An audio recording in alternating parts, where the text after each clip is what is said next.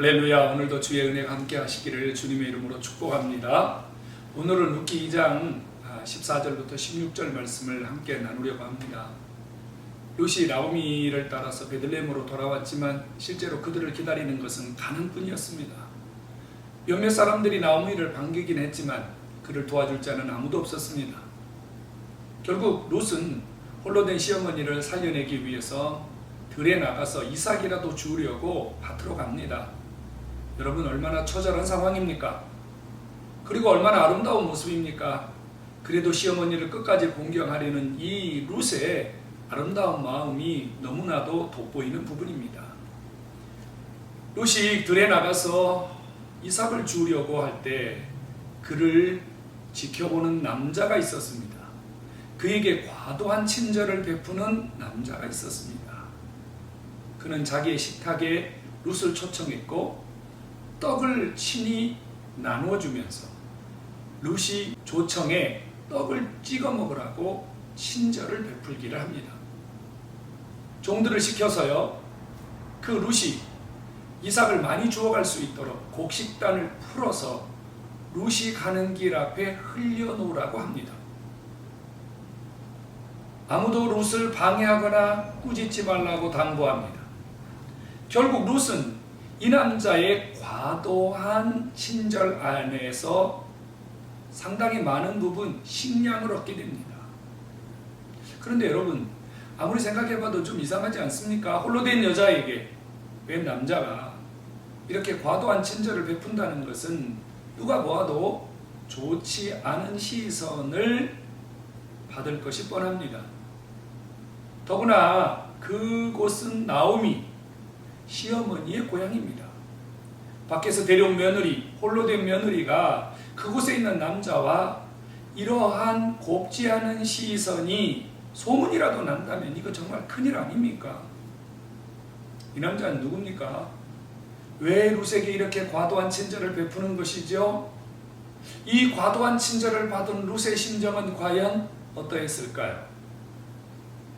만일 여러분들이 룻의 입장이라면 이렇게 과도하게 다가오는 남자에 대해서 어떤 행동을 했겠습니까? 이 남자의 이름은 보아스입니다. 보아스는 당시 많은 사람들에게 덕을 세우고 가난한 자들을 도와주었던 자비의 사람입니다. 이 보아스가 룻에게 친절을 베푼 것은 개인적인 욕망이나 또 흑심을 품었기 때문이 절대로 아닙니다. 이 보아스는 하나님이 준비하신 사람입니다. 다시 말하면 나오미의 가문을 통해서 장차 오실 예수 그리스도의 가문을 준비시키려는 하나님의 계획 속에서 일어나는 일입니다. 나오미의 가문은 대가 끊겼습니다. 그러므로 누군가를 통해서 대를 이어야 되는데 당시에 합법적으로 대가 끊어진 가정이 대를 이을 수 있는 기업무르기라고 하는 제도가 있었습니다. 원래 나오미의 가문에 기업을 물을 대상은 가까운 친척 중에 한 명이 따로 있었습니다.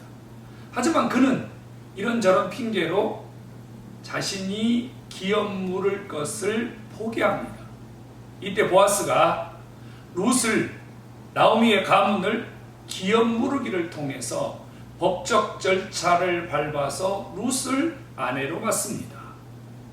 그러므로 이 보아스와 룻을 통해서 오벳을 낳게 되고, 오벳은 이새를 낳게 되고, 이새는 다윗을 낳게 되는 이러한 놀라운 가문의 혈통을 이어가게 됩니다. 성도 여러분, 그렇다면 지금 이 보아스를 만난 것 우연이 아니겠죠? 룻이 베들레헴에 온 것 우연이 아니겠죠?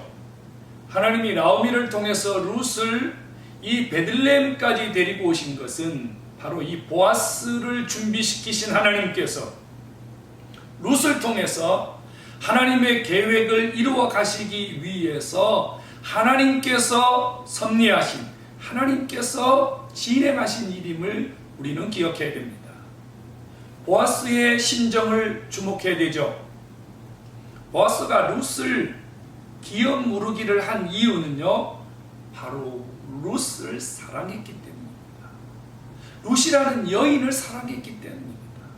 그래서 그의 처지나 환경이나 그가 갖고 있는 모든 것들을 사랑으로 다 감싸주고 사랑으로 다 보듬어 주었기 때문에 룻을 아내로 맡고 이런 놀라운 하나님의 일들을 이루어가는 중심에 서게 되었다는 사실도 기억하시기를 바랍니다. 보아스가 누구입니까? 바로 우리를 구원하러 오신 주님의 모습입니다.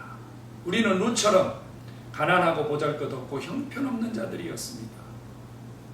오직 예수님의 사랑이, 오직 예수님의 긍휼과 자비가 우리를 그 모든 가난과 질병과 죄악에서 무조건 건져주셔서 우리에게 자격 없지만 하나님 앞에 설 수 있는, 하나님의 자녀로 살아갈 수 있는 천국의 주인공이 되는 축복을 주셨음을 깨닫기를 바랍니다. 보아스는 주님이십니다. 보아스가 룻 옆에 있었기 때문에, 곁에 있었기 때문에 룻은 더 이상 어떤 염려나 걱정을 하지 않아도 되었습니다. 그의 인생은 보아스로 말미암아 행복할 수밖에 없었습니다. 성도 여러분, 지금 곁에 누가 계십니까? 여러분들을 행복하게, 여러분들의 삶을 안전하게 지켜주시는 분은 누구이십니까? 여러분, 누가 있어서 지금 든든하고 누가 있어서 여러분들의 미래가 행복할 수 있다고 생각하십니까? 오늘 우리에게 진정한 행복과 우리의 미래를 책임져 줄 수 있는 유일한 분이 있다면 바로 주님이십니다.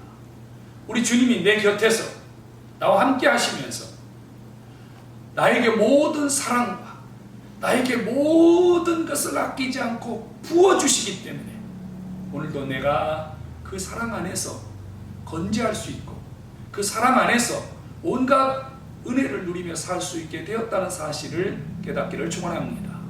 주님은 우리를 먹이시고 입히시고 우리의 모든 삶을 책임져 주시는 분이십니다. 주님은 우리를 구원하시는 데서 끝나는 게 아닙니다. 우리가 하나님의 자녀가 되었기 때문에 우리가 이 땅을 사는 날 동안 하나님의 나라에 가는 동안 우리의 모든 것을 책임져 주시고 우리의 모든 것을 공급해 주시는 좋으신 하나님이십니다. 그러므로 예수 그리스도 그분 안에서 진정한 행복과 자유와 은혜를 누리시기를 바랍니다. 예수 안에 있는 내가 얼마나 복된 자입니까? 예수 안에 있는 내가 얼마나 행복한 자입니까? 여러분, 움츠러들지 마십시오. 기지개를 펴시고 가슴을 펴시고 주님의 사랑 안에서 당당하고 주님의 사랑 안에서 떳떳하고 주님의 사랑 안에서 마음껏 자유를 누리는 복된 삶을 사시기를 바랍니다. 더 이상 룻은 거지도 아니고 가난한 자도 아니고 밭에서 이삭을 줍던 여인도 아닙니다. 보아스 때문에 그는 당당한 아내의 자격을 얻었고 당당한 주인으로 살아가게 되지 않았습니까?